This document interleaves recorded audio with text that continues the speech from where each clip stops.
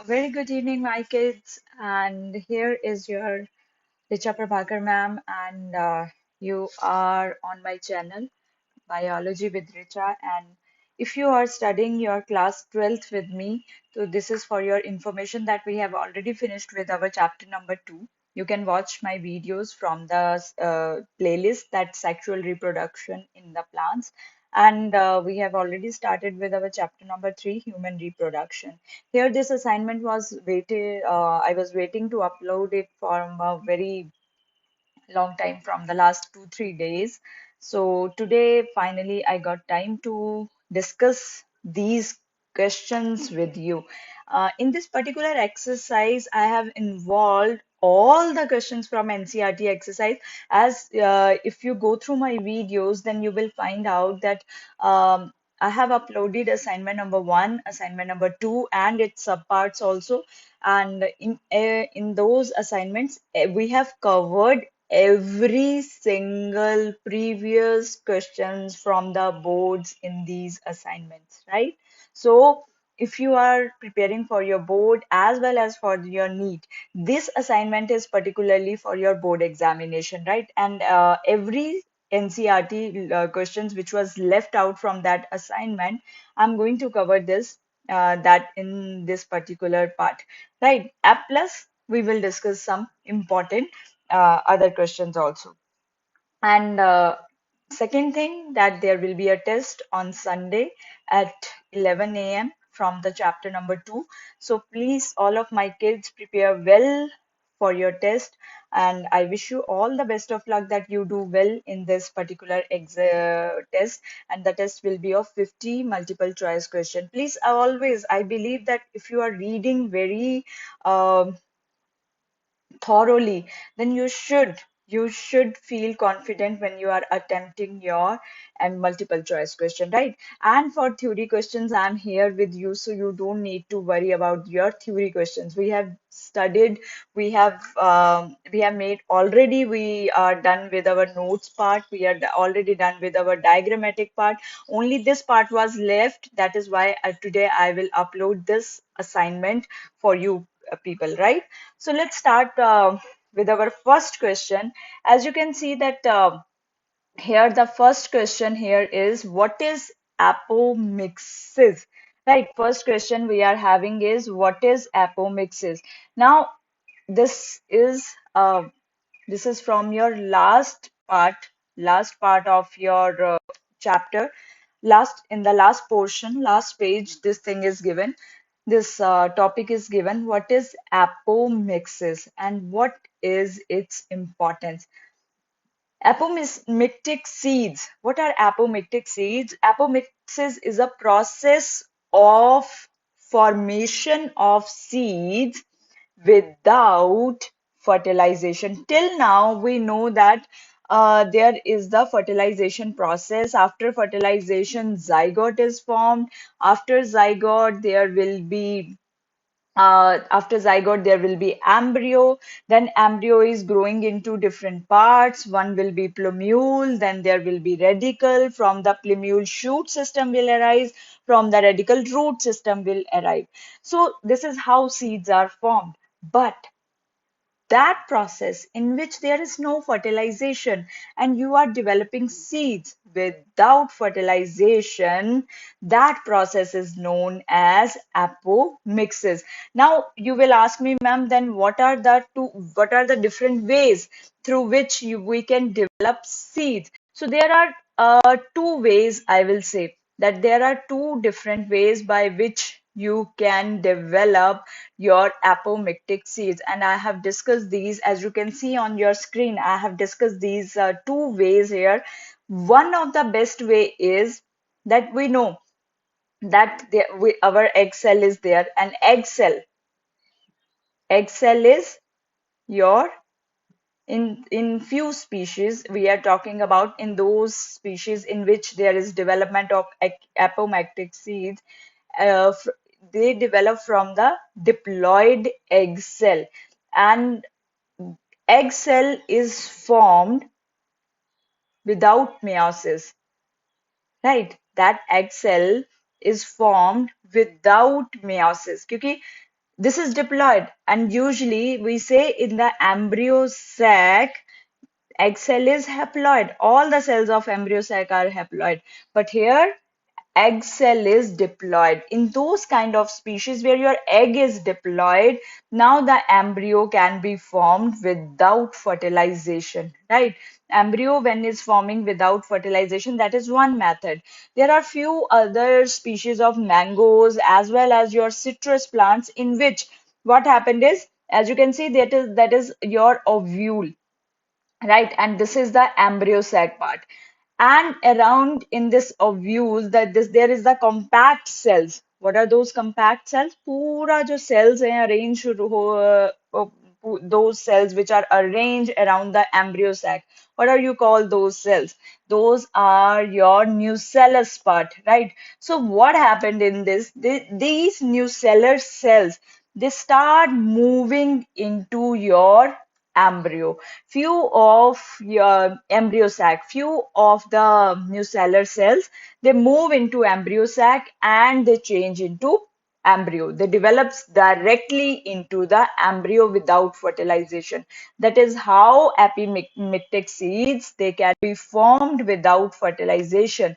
So the process in which seeds are formed without fertilization, that is known as your apomixis, right? Apomictic and polyembryony, they both are very close to each other, because polyembryony is when there is formation of more than one embryo. When one embryo is formed, this is the one of the method of your apomictic seeds. When your nucellar cells, they are coming into your embryo sac part, they start developing into more than one embryo without fertilization. This is called polyembryony. If you are keeping your NCRT, I will always I suggest that when you are watching my lectures or listening to my lecture, please keep your NCRT with you. This is the last pages of NCRT, two last pages of chapter number 2. Importance. Then the second part of this question, they have asked us about the importance. Okay, if first thing there what is the importance of apomictic seeds? The importance of apomictic seeds, that the parent character, they can be maintained, right? That is the one very important thing. The second, if I you ask me disadvantage, there will be no genetic variation, right? And the second question, second, sometimes they ask that why the farmers, they want to convert hybrid seeds into apomictic seeds. See, hybrid seeds kya hota hai? Suppose this is your one variety, this is your second variety. If you are mixing them, then there will be best variety which you will get, right? After combining these two best characters. So suppose this is your hybrid. Now you are collecting seeds from this hybrid, right? Am I right? Now, next season, you are going to sow these seeds into the soil. What do you think? That you should get the same variety? But this is not happening in the hybrid plants. There is, what happen is, there is when farmers, they sow their hybrid seeds, then they did not get their traits which were observed in the hybrid. So if you convert, that is why it was suggested that if you convert those hybrid seeds into apomictic seeds, you got these hybrid seeds, these are my two varieties, and I get my hybrid. Now, apomictic is without fertilization. Now I'm changing these seeds into apomictic seeds without fertilization, right? So if I sow these seeds, my same genetic traits will be there, and there will be no segregation. There is a word I have written here, no segregation. Segregation means now the separation of the characters will not happen, right? And farmers, they can keep on using these seeds to raise new crops. Hybrid seeds ki jagah you can write it as a apomictic seeds to raise new crops year after the year. So those hybrid seeds which are converted into apomictic seeds, they can be used. So that is one of the major advantage. So you have to read these lines from NCERT. I have taken direct lines from NCERT only, right? So this question is very much clear. What is apomixis? So your whole topic is in this question I have discussed. Advantage, disadvantage. The parental character can be maintained as such because there is no fertilization, no two varieties are involved, no two plants are involved. So parental character, they are maintained as such. And but disadvantages when two different varieties are not involved, two different parents are not involved. Disadvantages, no variation will be there. Okay, the second question we are moving with is parthenocarpy. Parthenocarpy is the process in which development of a ovary into fruit without fertilization, and kids, they do very wrong things with this question. But apomictic is development of seeds, and parthenocarpy is development of ovary, the process of development of fruit, basically, right? Without fertilization. One is development of seeds, apomictic, and one is development of fruit without fertilization. So parthenocarpy क्या होता है? Parthenocarpy that process है in which there is ovary development into fruit, but there is no fertilization of egg. Without fertilization आपकी जो ovary है वो fruit बन जाती है. So they have asked us that if you want to induce parthenocarpy, इसका मतलब मेरे seeds ही नहीं बनेंगे. Are you getting? Ovary directly that is developing into fruit. So there will be no seeds. There will be no seeds. So now, if one can induce parthenocarpy through application of growth substances, which fruit would you select to induce parthenocarpy and why? My personal choice, then I will use watermelon. If you are eating watermelon these days, you will find there are lots of black seeds are there in between the whole watermelon. Even your fleshy part you are eating, there is lot of that juicy watermelon that has lot of seeds. And when you are eating them, they are interrupting a lot.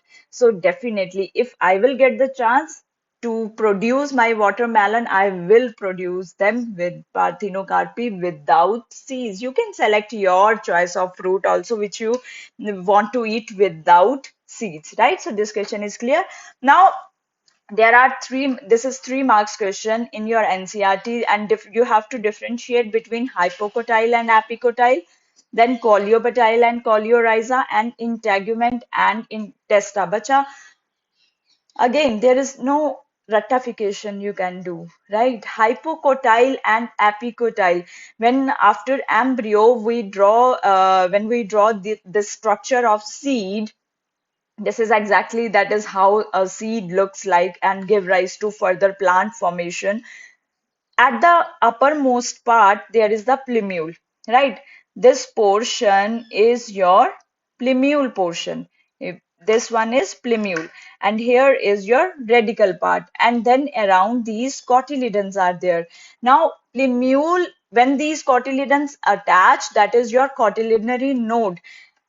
Below the plumule, or you can say between the cotyledonary node and plumule, there is the part which is known as epicotyle, and between your radical and cotyledonary node, there is the part which is known as hypocotyle. जो नीचे वाली side है, radical वाली side है, वो hypo है, वो hypocotyl है, और जो ऊपर प्लेम्यूल वाली साइड है, शूट सिस्टम वाली साइड एपी है, वो एपिकोटाइल है. So what is the difference between hypocotyl? Hypocotyl is a place between your radical and the point of attachment of cotyledon. What is the point of attachment of cotyledons known as? If you can't answer this question, then you need to study seed first, right?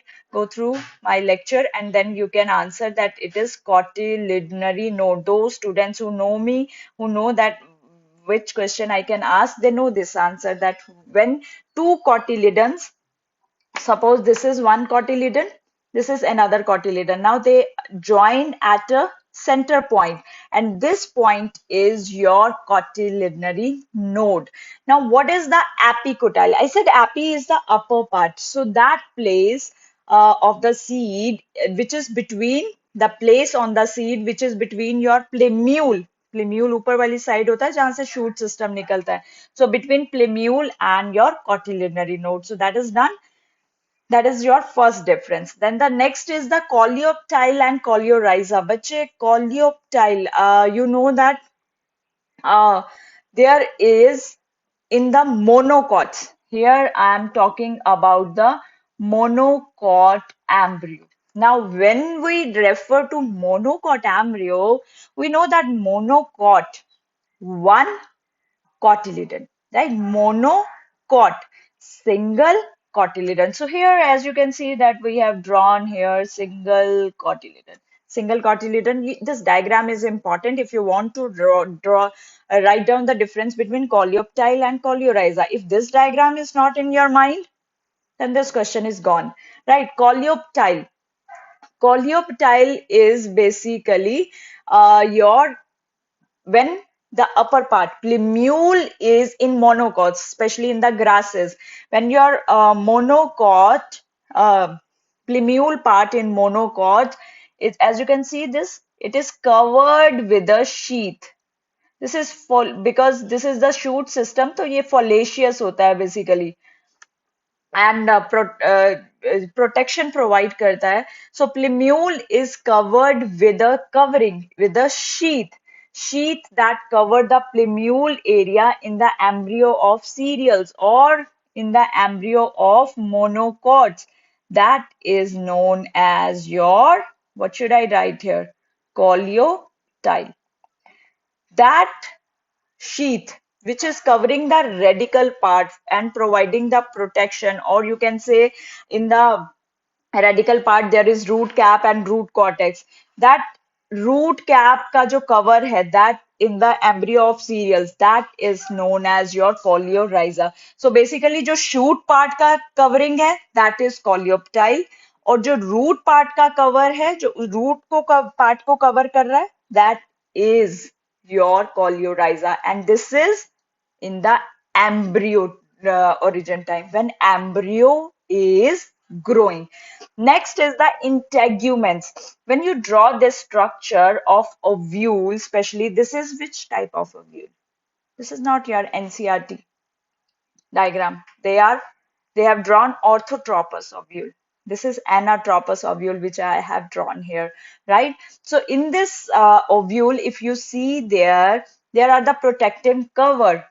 In my lecture, I explained this point better, that these are the two protective covers जो angiosperms में usually common होता है bitegmic. These are two protective cover which are known as integuments, and these give rise to, this is the protect. So what are integuments?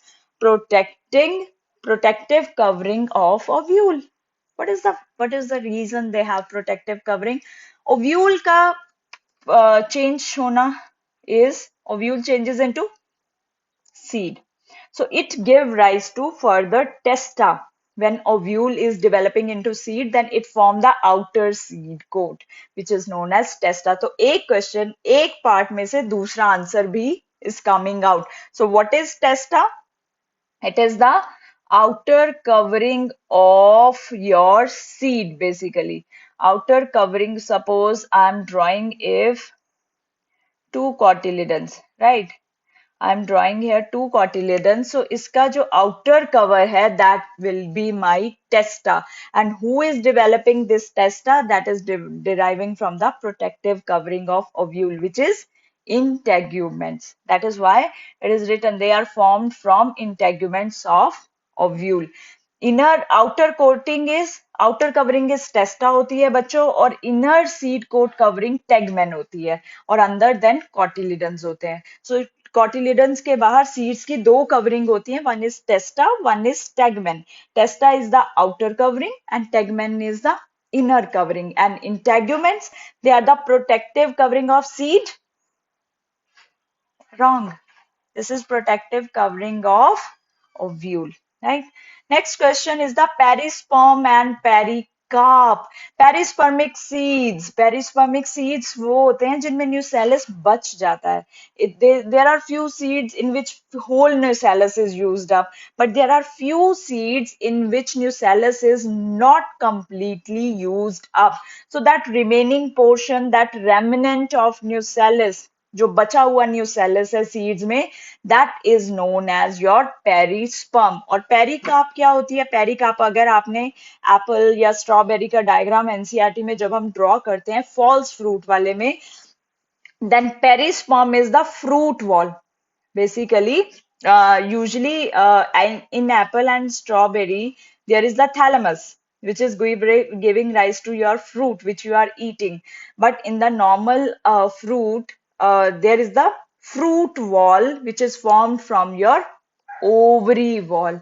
It is a part of the fruit. So basically, ovary wall को क्या बोलते हैं? Ovary wall से जो fruit की wall बनती है, that is pericarp. Or you can simply say that the fruit wall is known as pericarp. Now, confusion. Again, integument, they are the covers of your ovule. Testa, they are the covers of your seed. Perisperm, when nucellus is left out in your seeds, that is known as perispermic part. Pericarp, it is the fruit wall, which ovary develops into fruit. Ovary develops into fruit. So ovary wall से जो बनेगी वो fruit wall बनेगी, and that fruit wall is known as your pericarp. Why is apple called a false fruit? बच्चे, all those fruits in which ovary is not playing a role in the fruit formation except that any other part is playing a role, those are called false fruit.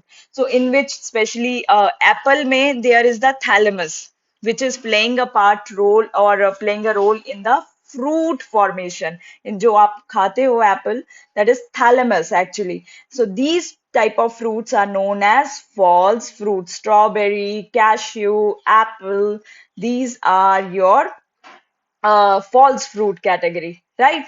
So here I will suggest you to draw the diagram of your NCRT. There is given the diagram of apple as well as your strawberry also. So apple, strawberry, cashew, these are the false fruits in which ovary की जगह पे thalamus is playing a role in the formation of fruit. The next question is, why do you think that after fertilization, zygote is under the resting period in the fertilized ovule? आपका ovule fertilize हो गया, egg के साथ fertilization हो गई gamete की. Now that zygote is formed, but that zygote is not immediately developing into the embryo. What do you think? Why is the reason? See, zygote needs nourishment, and that nourishment, that nutrition is providing by endosperm. And how endosperm is formed? When the second male gamete that fuse with your polar nuclei. So it takes a little bit time for endosperm to develop.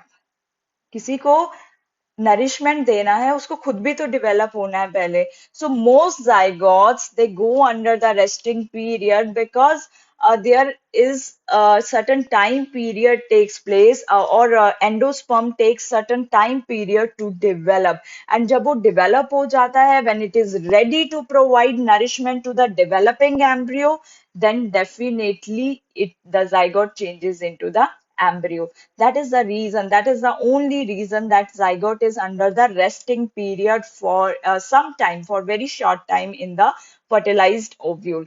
Now, the very last topic in this is artificial hybridization in this chapter.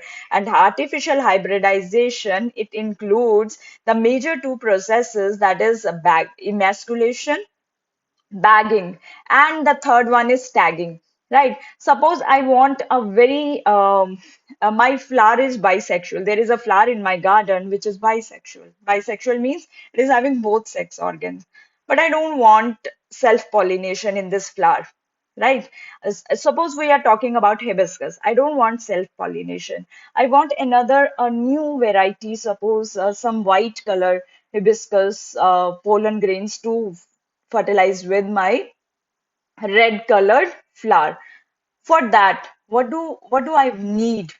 I need that my pollen grains of my flower should not get on the fall on the stigma. They should not fertilize with my flower. So for that, there is the first thing which we do is that is emasculation, right? So emasculation is when there is the removal of anthers. When we say there is the removal of anthers from the bisexual flower, that is known as you can see here, anthers, they are removed from the flower. That is known as emasculation, right? And then now stigma suppose आपने anthers तो remove कर दिए चलिए self pollination you have now prevented but now you have to still uh, keep your stigma in a very safe position. What will you do? You will cover it with a bag, right? Because you do not want to spoil it with some other pollen grain which you don't want. So आप उसको emasculated flower को एक polythene bag के साथ cover कर दोगे so that your stigma can be ekdam in the safe environment till it get basically matured, right? Till it get matured. So what is happening here in the two processes of this hybridization? That one is you are cutting the anther, right? Cutting off anther. Then second is the process of covering. So as you can write down this answer from here, that process of covering of emasculated, as you can see in the diagram here, I have put some diagram here. That is how we use this. We can use polythene bags. Sometimes the gardeners, they use that paper bags also with the butter paper also, so that they can save, they have to save maintain safely their emasculated flowers. Now once your stigma is matured, you can dust this stigma with your choice of pollen grains, right? That is the process of bagging. Bagging, why what is the importance of bagging? You don't want to spoil your stigma with your unwanted pollen grains. When and why does a plant breeder use emasculation technique? First thing, emasculation is an artificial hybridization process. When you want something good in variety, something two varieties you want to collect together, or you want to bring them together, then you use these kind artificial hybridization technique. Okay, meiocyte of rice has 24 chromosomes.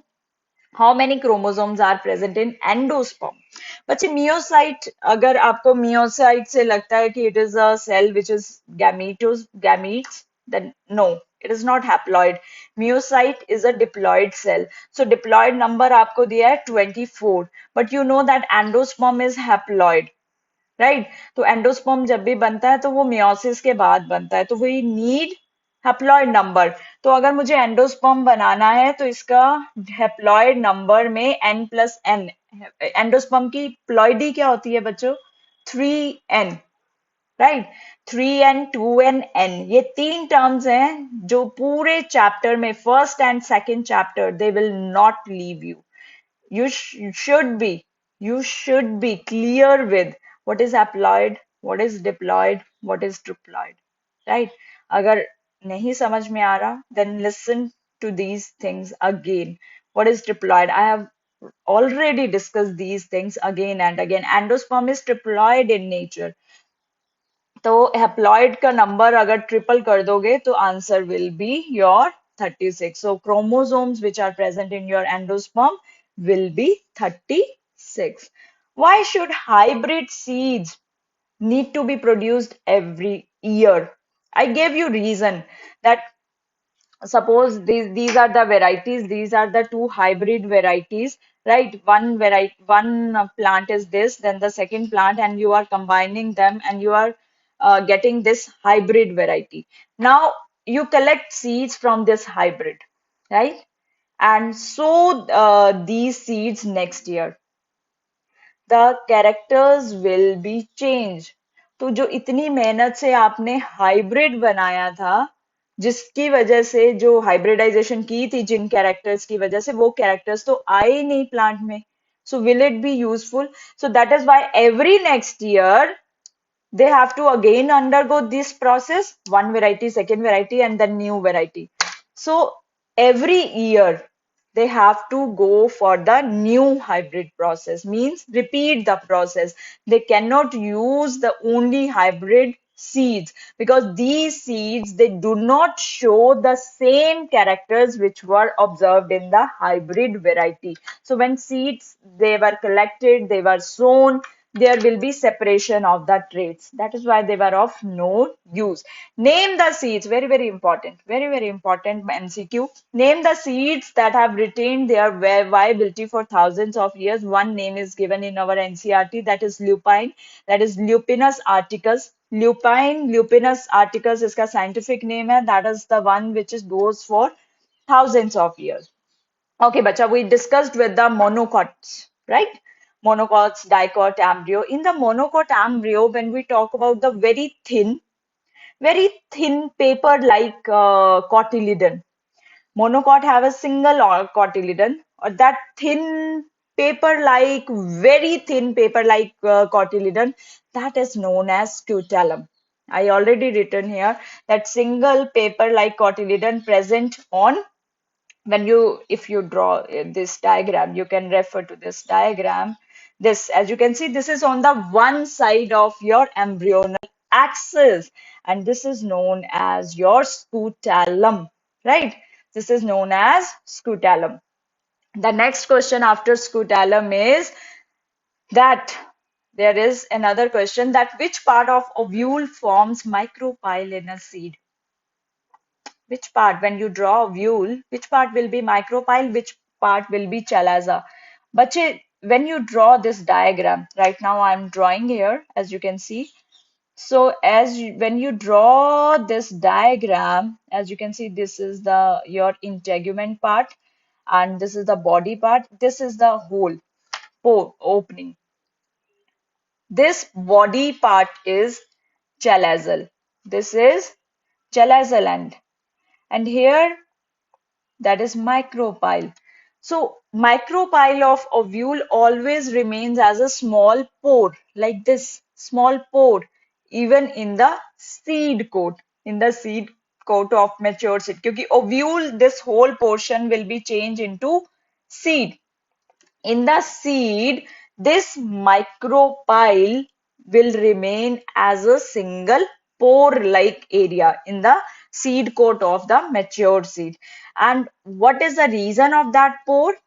That has a very interesting reason, that the seed which is getting matured, it needs oxygen, it needs water. So that oxygen, that water is entered through this pore, right? And it helps the seed to undergo the germination process, right? So micropyle का जो ये hole है, it will be visible in your seed part. And the major reason for having this pore is the entry of oxygen as well as water. Two ways of development of apomictic seeds. I already told you that either in those which the egg cell is diploid, and suppose in few species egg cell is not formed with meiosis, क्योंकि अगर megaspore mother cell will not undergo meiosis, then egg cell will be diploid. Right. So egg cell is forming without meiosis, without reductional division, it will be definitely diploid. And the embryo from it is developed without fertilization. And another is the nucellus. Right. One of the major advantage, there is the only same parental characters. Polyembryony we already discussed. That is the most important concept based question. Two questions I will discuss, last two questions. A flower of tomato plant is undergoing sexual reproduction. Okay, sexual reproduction is there, and it is producing 200 viable seeds. They have given only this much in the question. Sexual reproduction it is showing, and it is producing 200 viable seeds. First question is there that minimum number of ovules present in the this pistil. What do you think? But how many seeds can be developed from one ovule? We know that ovule changes into seed. 200 seeds means 200 ovules they will change into seed. If one ovule can change into one seed, then 200 ovules will change into 200 seeds. So the how many ovules you need? 200 ovules to form 200 seeds. How many microspore mother cell required to produce required number of pollen grains? Okay, one pollen grain can fertilize one ovule. One ovule can produce one seed. 200 ovules can produce 200 seeds. Am I clear? But how these pollen grains they are produced? One microspore mother cell can produce four, right? So it means 200 are the seeds and 400 is your microspores. Then uska 1/4 kar do, 200 by 4. You need only 50 microspore mother cells because one can produce 4 microspores. And one microspore will give rise to one pollen grain, and one pollen grain will give rise to will fertilize with one ovule. One ovule will give rise to one seed, and there are 200 seeds, so 1/4 हो जाएगा. The answer will be 50. Right? How many pollen grains pollinated the carpel? But one pollen grain can pollinate one carpel, right? One ovule. So 200 pollen grains you need. How many male gamete would you have used to produce 200 viable seeds? Male gametes पूछा है अब उसने. One pollen grain give rise to having two male gametes. One pollen grain having 200 viable seeds. So it means there will be 400 male gametes. How many megaspore mother cells required? One megaspore, then there will be one embryo sac. One megaspore, female gametophyte हम बना लेंगे. One megaspore, one embryo sac. 200 ovules, so 200 will be megaspore mother cells you need. You need to understand these questions. These are very, very, very interesting questions, right? Okay, last question. Video is going to be very long. Plan an experiment and prepare a flow chart with those steps that you would follow to ensure that seeds are formed only from your desired set of pollen grains. I told you that if you want that you have selected some pollen grains, you have a bisexual flower in your garden, then first cut that anther, right? When that anther is mature, just cut that so that it should not fall on your stigma. Now, if you want some other anther, then bring that anther and then dust them on the mature stigma. But for that, you have to select your male parent and female parent. Then emasculation in the flowers of bisexual parent or the female parent. Then bag it. After this, there will be the dusting of pollen grains from your desired. And this whole step is known as this complete emasculation bagging. And after third step, which we generally use, that is called tagging. That the date of your experiment, the date the stigma is mature, date you emasculated the flowers, that should be there on a slip and that you tie on the plant. This is called tagging. So emasculation, bagging, and then tagging with the date and the name of the flower with the name of the pollen grain. This is called complete artificial hybridization. Why you are using this artificial hybridization? To get the improved varieties. Suppose I want two kinds of flowers in my garden with the different colors. I will try to use this method, right? So usually it can be easily used on the plants which are having two parts, basically male part as well as female part, means bisexual flowers. This is all about bacha today's assignment, and we are completed our successfully. We are completed with our chapter number 2, and I'm going to upload the MCQ test, 50 MCQs on Sunday, right? So try to solve all the MCQs very, very, very carefully, right? I will meet you very soon.